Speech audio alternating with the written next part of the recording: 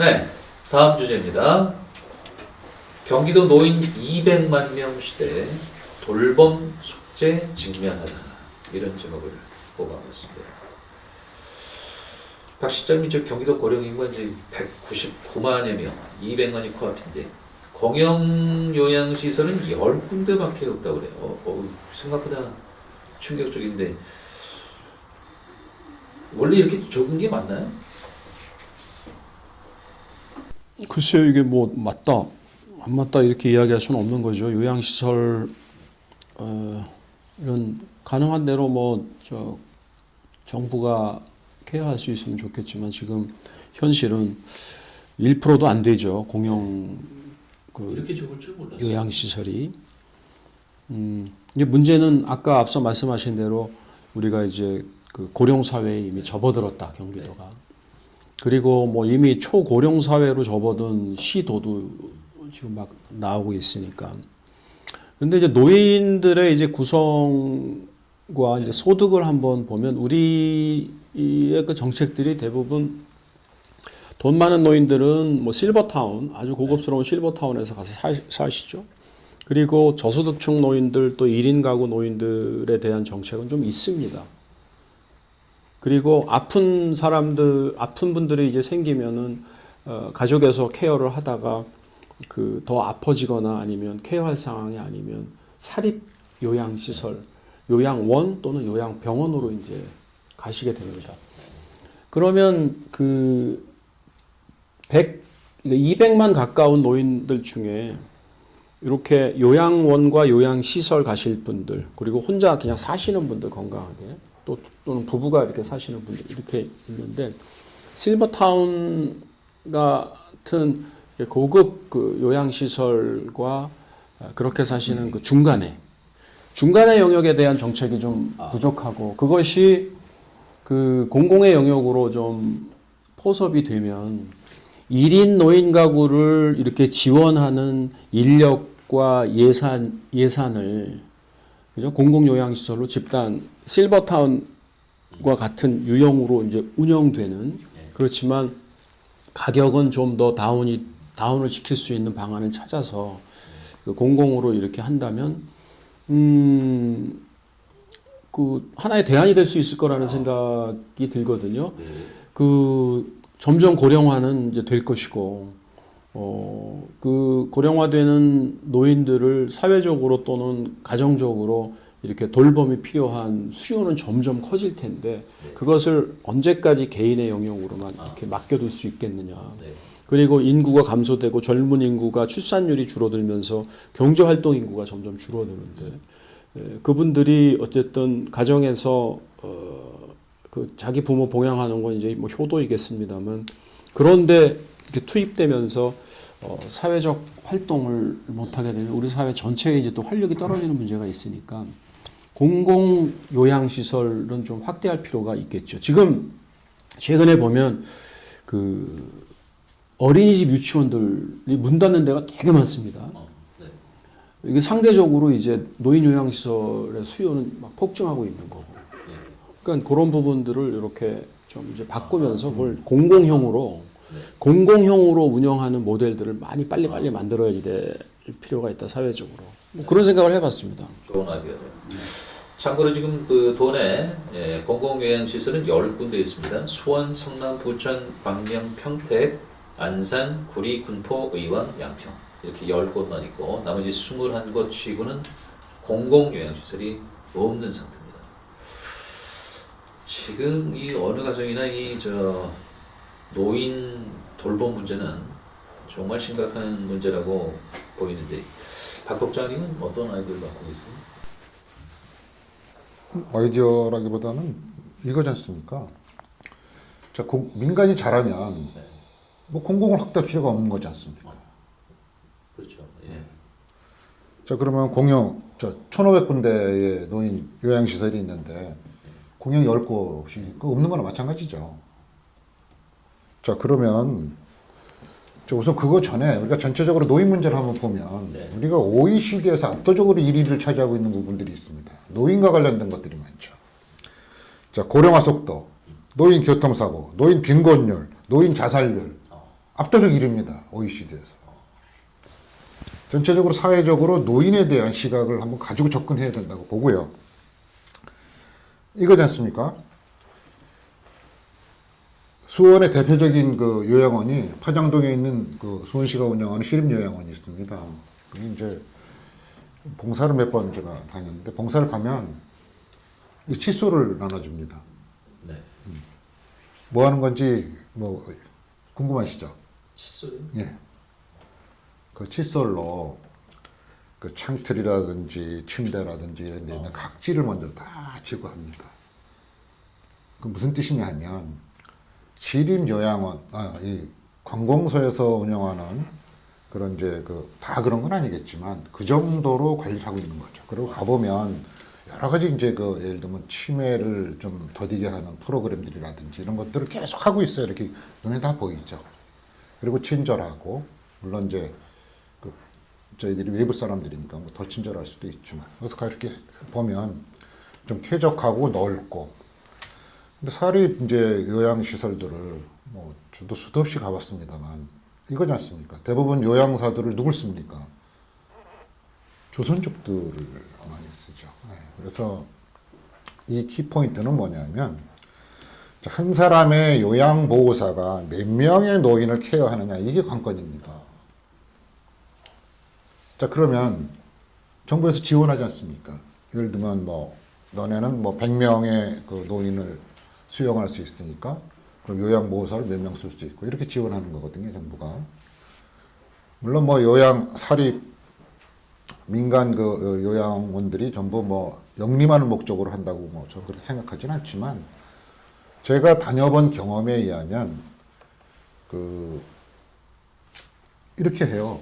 좀 심한 데는 한 사람의 조선족 요양보호사가 여러 사람의 노인을 하다 보니까 점심때 되면 막 이 죽 같은 걸 막 구겨 넣어. 막 구겨 넣는다고. 저는 그런 거 이제 현장에서 많이 목도를 했죠. 그래서 참, 자, 그러면 이 문제가 꼭 요양원을 운영하고 있는 사람들만의 문제냐. 결과적으로 예산의 문제예요. 제가 보기에는.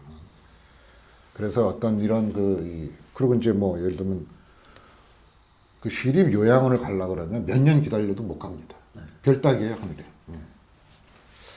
그러니까 사람들은 자, 고려장이라고 하는 민간 그 영역보다는 시립을 가기를 원하는 거죠. 그래서 저는 이제 방안은 뭐 여러 가지 우리 방안이 이제 계속 논의돼야 되지만 우리 박신환 실장님 얘기하신 거 아주 좋은 아이디어라고 생각하고요.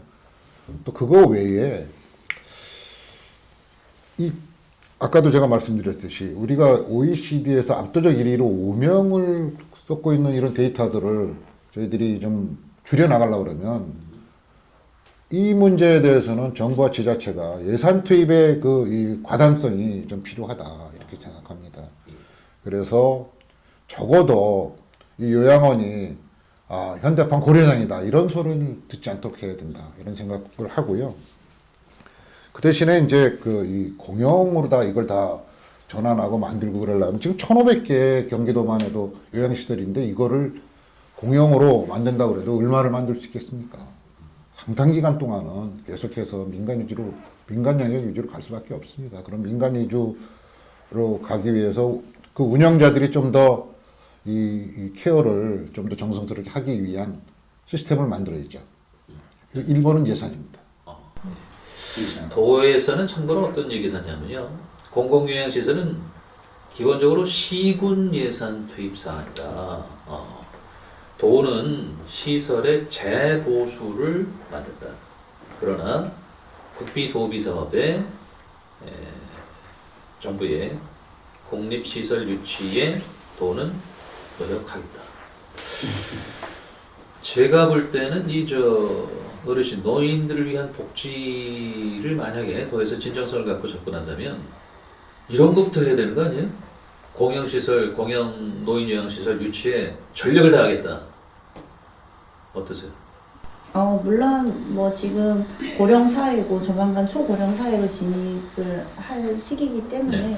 당연히 필요한 부분이라고는 봐지는데 이게 뭐 예산도 사실 들어가는 부분이고요.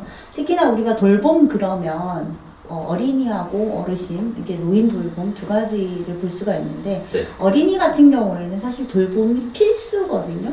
누구든지 돌봐야 되는 상황이고 근데 어르신 같은 경우, 노인 같은 경우에는 이 돌봄이 사실 필수라는 보다는 선택이다라고 생각이 들거든요. 어떤 분들은 건강한데 난 집에서 내가 혼자 잘 살 수 있어 라고 하시는 분이 있는가 하면 조금만 아파도 아이고 나 못 살겠어 어디 누가 나 좀 어떻게 해줘 하는 부분이 있기 때문에 저는 이거는 선택이기 때문에 과거에 어린이집 같은 경우에도 사실 필수라는 생각보다는 선택이라는 생각이 많아서 어린이집도 유치원도 사실 법적으로 지금은 다니고 있지만 예전에는 다니지 않았거든요. 그래서 민간형 유치원이 나오고 어린이집이 나왔다가 이것들이 어느 순간 제도가 이제 어린이 보호해야 되고 출생률이 줄어들고 하기 때문에 이 출생률을 늘리기 위해서 뭔가 어린이 케어를 해야 되겠다 정부에서 그렇기 때문에 이 어린이집 민간형 어린이집을 가지고요 우리가 인증제를 만들어서 시립형이라든지 뭐 국공립형이라든지 해서 인증제를 딱 도입을 시켜버려가지고 각 민간형 어린이들이 인증을 받으면서 케어를 받고 아까 이렇게 돈이라고 말씀하셨는데 일정 부분 예산도 지원을 받으면서 확립이 돼가지고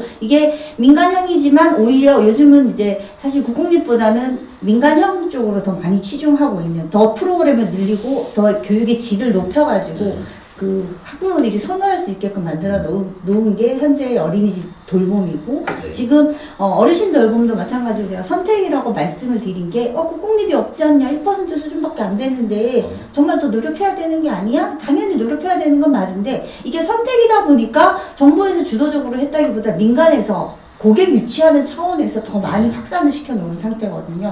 자, 이런 상태에서 그러면은 할 수 있는 것들을 좀 찾아야 되고 아까 정부 예산 이제는 초고령화 사회로 가기 때문에 정부에서 어린이가 처음에 우리 그 거쳐왔던 단계별로 이 어르신 돌봄도 이 단계를 거쳐야 돼라고 당연히 생각을 해야 되는 부분이 또 맞는 것 같고요. 근데 이런 부분을 가지고 계속 뭔가를 만들어 가다 보면은 또 나중에는 이 선택이다 보니까 난 그냥 그런 시설 싫고 나 그냥 집에서 케어받고 싶어. 난 죽을 때까지 그냥 있을 거야. 사실 어르신도 거의 이렇게 뭐 1급, 2급 장애인 어르신들도요 일정 부분 뭐 요양원이나 그런 시설, 병원 시설에 가갖고 계신 분도 있지만 그렇지 않고 가족들이 정말 그런 데는 힘드니까 내가 잘 모실게라고 하는 가족들도 의외로 많거든요. 그리고 지금 돌봄 시스템 중에서도 그 제가 방문형 시스템 같은 경우에는 그 환자가 있다 그러면 그 환자의 가족이 자격증을 따서 돈을 받으면서 자기 가족을 케어할 수 있는 시스템까지 현재는 구축이 되어 있어서 내가 내 가족을 그냥 무작정 희생하고 돌보는 게 아니라 지원을 받으면서 돌보는 거예요. 그럴 경우에는 보통은 생계수단을 위해서 우리가 이제 제가 방문 요양 자격을 취득을 해갖고 방문을 해가지고 외부인을 케어를 하는데 내가 돈 받으면서 내 가족 케어하는 케이스도 지금 굉장히 많거든요. 그래서 그런 것까지 다 정부에서 문을 열어놓고 있는 상태고 그래서 저는 그런 부분들을 조금 더 확산을 시켜주고 아까 말씀드린 것처럼 뭐 이제 당연히 늘려야 될 부분은 늘리는데 뭔가를 막 시세를 갑자기 짓고 하는 것보다 조금씩 그냥 변화해가는 모습으로 추구하는 게 좀 맞지 않나라는 생각이 들고요. 현재 시스템에서는 우리가 이제 민간 요양원은 굉장히 많이 있고요. 또 민간 요양원에서는 어떻게 보면 환자, 어르신 유치를 하려고 굉장히 노력을 또 많이 하는 케이스고, 실질적으로 요양원을 만들어 놨지만, 뭐, 망하는 요양원들도 있고, 물론 뭐 그 안에 내부적으로는 문제가 좀 있으니까 망할 수밖에 없는 그런 거겠지만, 그래서 우리가, 이용하시는 분들이 좀 괜찮은 요양원을 선택을 해서 잘 이용하게끔 하고 그 비용적인 측면에서도 좀 저렴하게 이용할 수 있는 그 제도적인 정비가 오히려 더 필요하지 않을까. 막 요양원을 국공립으로 막 짓는 것보다는 기존에 있는 것들을 정부하고 잘 융합시켜가지고 끌고 가는 게 좀 타당하다라고 생각이 들고요. 제가 이제 이 요양시설을 막 검색을 하다 보니까 요양원 잘 고르시면 돼요 라고 돼 있더라고요. 그래서 어떻게 잘 골라야지 했더니 잘 고르는 법 해가지고 또 어떤 분들이 블로그에다가 정리를 해주셔가지고 제가 간단하게 추리면 일단 요양원은 자주 찾아갈 수 있는 위치의 요양원을 선택을 해라. 그리고 두 번째적으로는 객관적인 정보를 확인하라 그러는데 그 객관적인 정보에는 현재 지금 3년에 한 번씩 요양기관 평가를 한다고 합니다. 그래서 예. 등급을 A부터 E 등급까지 평가를 하는데 최소한 A부터 B 등급까지는 그래도 괜찮은 요양원이 아니겠느냐 이런 예. 이야기를 하고요. 그다음에 이제 사람은 언제든지 변할 수 있기 때문에 그 요양원의 시스템을 보고 결정을 해라 이런 얘기가 있더라고요. 시스템은 변하지 않잖아요. 사람은 변해도. 그래서 시스템을 봐라라는 부분이고요. 그다음에 이벤트를 굉장히 많이 하는 요양원을 선택을 해라. 아까 말씀하시겠지만 뭐 치매 프로그램이 있다든지 어떤 네. 프로그램들을 굉장히 많이 만들어 놓은 요양원도 있다더라 민간에서. 그러면 그런 요양원을 이용을 해라라는 해서 그러니까 요양원 잘 찾는 법 해갖고 블로그에까지 나와 있을 정도이기 그건 좀 때문에 맞는 말 같은데요. 네. 저희 그래서 네. 그냥 급하게 선택하는 것보다 어차피 요양원에 들어가는 게 막 아주 시급을 다투는 일은 아니잖아요. 그래서 천천히 차근차근 찾아보면은 정말 마음에 들고 괜찮은 요양원이 있을 거다라는 이제 블로그 게시글이 있어서 이런 것들은 우리 같이 공유하면 좋겠다라고 해서 제가 상당히 잠깐 준비를 했는데요. 아니, 실제로 동의되는 부분이 많은 말이에요. 네, 그리고 이 민간 요양시설의 이제 질을 높여야 된다. 그렇죠. 이제 그 말씀인데 말이죠. 근데 그 질이 이제 인증형이나 이런 거를 통해서 충분히 좀 높여갈 수 있겠다라는 생각이 드는 거고요. 예. 좋은 말씀이죠. 그 질과 안전성 문제인데요. 지금 참고로 지금 그 요양시설의 불법 행위가 작년에 88건이 있었는데 87건이 다 민간입니다. 그래서 지금 아직까지 이제 그 국민들은 그 요양시설 하면 이제 공공을 선호하는데 공공요양시설은 지금 아시다시피 경기도 같은 경우에 1% 미만이고요. 대기자가 평균 100명. 그래서 이제 그 기존에 입소한 분들한테 5년이라는 이제 그 기간을 제한한 이런 방안도 있다고 하는데 전체적으로 어떻습니까? 지금 이 노인 문제 참고로 그 용어 정리를 좀 할게요. 고령화 사회는 65세 이상의 인구가 7% 이상인데 고령 사회는 14%, 초고령 사회는 65세 이상 인구가 20% 이상일 때 얘기합니다. 경기도는 이제 14.66%이기 때문에 고령 사회로 명실공히 진입한 것이죠. 박 실장님 지금 이제 노인은 늘어나고 출생률은 감소하고 1인 가구도 증가하고 전체적인 이 인구 변화 속에서 경기도의 이 노인 정책, 요양시설 확충 정책 어떤 방안이 있을까요? 우리가 이제 노인 요양 시설이 대부분 다 이제 민간이 이제 운영하는 결과는 뭐냐면 그래도 이제 국공립 어린이집이나 이런 것들은 이제 그 공립으로 이제 많이 운영이 된 건데 정부나 자치단체가 사실은 이제 노인 시설까지 이렇게 하기에는 복지 시설 말고 어려움이 재정적인 한계가 있었기 때문에 이제 민간에다가 이제 맡겨버린 거고 그래서 요양병원과 요양원이 아주 급격히 증가를 했죠. 한때는 뭐 아주 그 수익성이 좋은 뭐 사업으로까지 이렇게 해서 그냥 그 우후죽순 이렇게 생기면서 지금 그 서비스 문제, 그다음에 프로그램 질의 문제 이런 것들이 이제 문제 제기가 되고 있죠. 그런데 말씀하신 것처럼 우리가 경기도가 이제 고령화 사회로 들어갔고 고령 사회로 들어갔고 그 추세를 늦출 수 있는 방안이 없거든요. 그렇다면 뭐 사회 전체적인 관점에서 이 노인 문제를 어떻게 케어할 것이냐 이게 선택의 문제와 그 필수의 문제냐 뭐 이런 아까 말씀하셨습니다만 그건 이제 사회적 비용 관점에서 보면 그 좀 대안을 좀 찾아볼 수 있지 않을까. 또 새로운 유형의 대안. 지금 뭐 민관이 합동으로 운영하는 요양시설. 뭐 그런 것들을 좀 해서 노인들이 이제 은퇴 후에 좀 더 자유롭고 건강하고 또 병 없이 살 수 있는 그런 모델들도 만들어 나가는 거는 뭐 우리나라 위상으로 봤을 때 지금 뭐 결코 늦지 않다라고 생각을 합니다. 지금 말씀하신 것처럼 그 1인 세대가 전국에 1천만 가구. 네. 그죠? 그러니까 1천만 가구라면은 어떻게 되는 겁니까? 1천만 가구. 그리고 2인 세대까지 합치면은 65%가 네. 전국의 가구 수의 65%가 이제 2인 미만의 가구거든요. 그렇게 봤을 때 물론 거기에 이제 젊은 연령대의 이제 1인 가구도 많이 있겠습니다만 노인 1인 가구와 노인 2인 가구를 대상으로 하는 어떤 자치단체의 특성에 맞는 어떤 요양 시설, 다양한 유형의 공공이냐 사립이냐 말고 중간 형태는 왜 없냐는 거죠. 뭐 그런 관점에서 정책을 좀 개발해 보면 또 좋은 아이디어가 나오지 않을까라는 네. 생각도 해봅니다. 박 국장님 좀 뭐 지금 당장 할 수 있는 일이 중요하지 않습니까? 요즘 먼 얘기를 이제 하는 게 아니고 그래서 우리 박신하 실장님 얘기하신 거 굉장히 바람직한 현상이라고 아까 모두에 말씀하신 것도 맞고 또 김 박사님이 얘기하신 것도 상당히 바람직하다고 생각하고 저는 거기다 첨언해서 보면 자 우리가 1,500개 중에 10개밖에 안 되는데 이것을 공공으로 아무리 빨리 바꾼다고 해도 제가 보기에는 하세월이 걸리죠. 지금 당장 할 수 있는 일들은 뭐냐면 자 우리가 공공을 선호하는 이유는 가장 큰 이유 중에 하나는 프로그램, 뭐 서비스, 뭐 이런 것들이 있는데 또 학대 예방이라는 게 있습니다. 가끔씩 보면 뭐 여러분들 뉴스에서 많이 보시지 않습니까?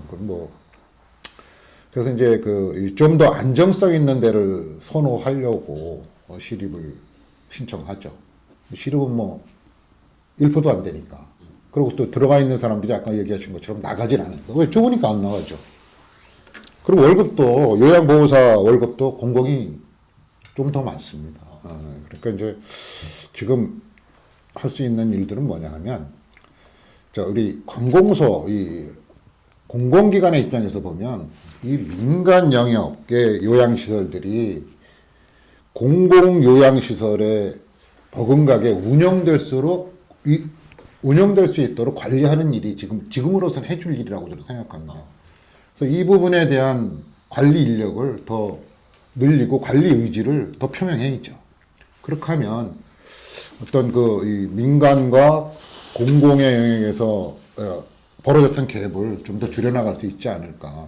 그러고 아까 우리 박신하 실장님 얘기한 것처럼 점차적으로 예를 들면 민간이 합동으로 해서 할 수 있는 일이라든지 아니면 점점 민간이지만 공공의 영역을 확장시켜가는 이런 시스템을 만들어 나가는 게 지금으로서는 할 수 있는 일이다. 이렇게 생각을 하고요. 보면 이제 우리가 27세까지가 적자 인생, 28세부터 59세까지가 흑자 인생, 60세 이상이 적자 인생. 이렇게 이제 어떤 사람들은 구분을 하더라고요.